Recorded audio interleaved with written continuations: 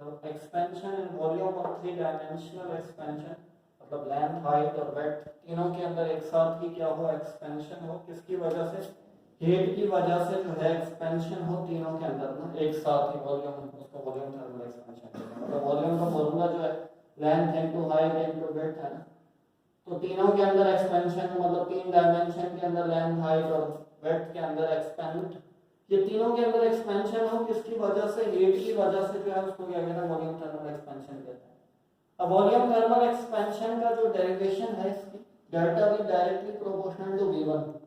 अब यहाँ V1 क्या है, इनिशियल वॉल्यूम है, जैसा कि हम केस में लेते हैं, मतलब इस तरीके से इसको देखते हैं कि किस तरीके से क्या है, क्या मौजूद। डेल्टा V जो चेंज इन वॉल्यूम है वो डायरेक्टली प्रोपोर्शनल टू किसके है, इनिशियल वॉल्यूम के। इनिशियल वॉल्यूम देखो, हम यहाँ पर हमने एक ऑब्जेक्ट लिया जिसका वॉल्यूम लिया था, उसको उसका कुछ टेम्परेचर था T1, उसको हीट देने के बाद टेम्परेचर इंक्रीज हुआ T2, कुछ भी हो सकता है।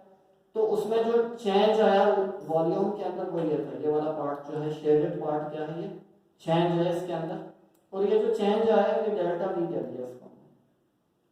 सेकंड एक और ऑब्जेक्ट लिया हमने, उसका वॉल्यूम था कुछ इससे अलग था, इससे ज्यादा ले लेते हैं, हम कंसीडर करते हैं कि इसका वॉल्यूम ज्यादा है बनिस्बत इसके, कुछ टेम्परेचर होगा T1 इसको। अच्छा, इन दोनों का टेम्परेचर में जो चेंज आया है डेल्टा T इसमें और इसमें सेम ही रखेंगे, इसको भी इतनी हीट दी, इसको भी इतनी हीट दी, इसके अंदर जो चेंज आया एक्सपेंड हुआ है, जो लेंथ एक्सपेंड हुई है वो इतनी हुई है डेल्टा L। इसमें एक्सपेंशन ज्यादा हुई है बनिस्बत इसके, इसका इनिशियल वॉल्यूम कम था, इसमें एक्सपेंशन भी क्या हुई है, कम हुई है। इसका इनिशियल वॉल्यूम ज्यादा था, इसमें एक्सपेंशन भी क्या हुई है, ज्यादा हुई है। तो क्या है कि इनिशियल वॉल्यूम कम था, एक्सपेंशन कम, इनिशियल वॉल्यूम ज्यादा तो एक्सपेंशन ज्यादा। तो इसका मतलब क्या है कि डायरेक्टली प्रोपोर्शनल, डायरेक्टली रिलेट हैं एक दूसरे से। Delta V directly proportional to V1, equation number 1। Delta V directly proportional to delta T, equation number 2।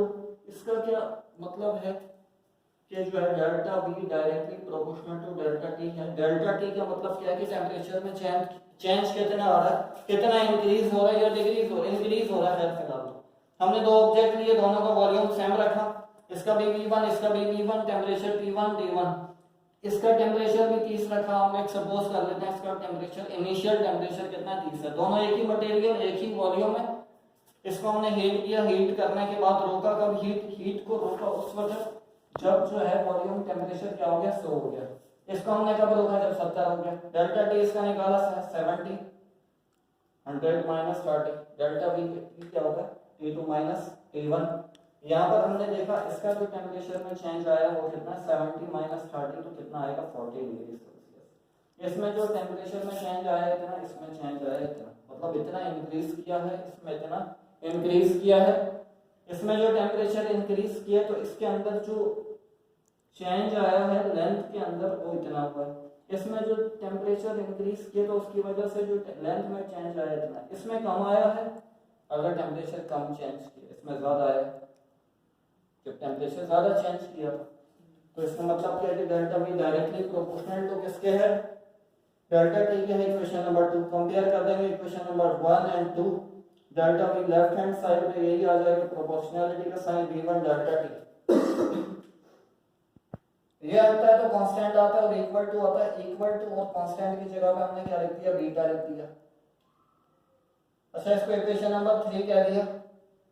Delta V किसके बराबर है, V2 माइनस V1 के, इसको सब्स्टिट्यूट कर देंगे पुट इन इक्वेशन नंबर 3 में। तो V2 minus V1 is equal to V1 beta delta T। V1 minus हो रहा है यहाँ पर, उधर जाके क्या हो जाएगा, प्लस हो जाएगा। V2 is equal to V1 plus V1 beta delta T। यहाँ से जब V1 दोनों के अंदर कॉमन आ रहा है, V1 कॉमन लेंगे तो यहाँ क्या बचेगा, 1 बचेगा, यहाँ क्या बचेगा, बीटा डेल्टा T। ये आपके पास क्या है, फॉर्मूला है, ये तो निकालते हैं।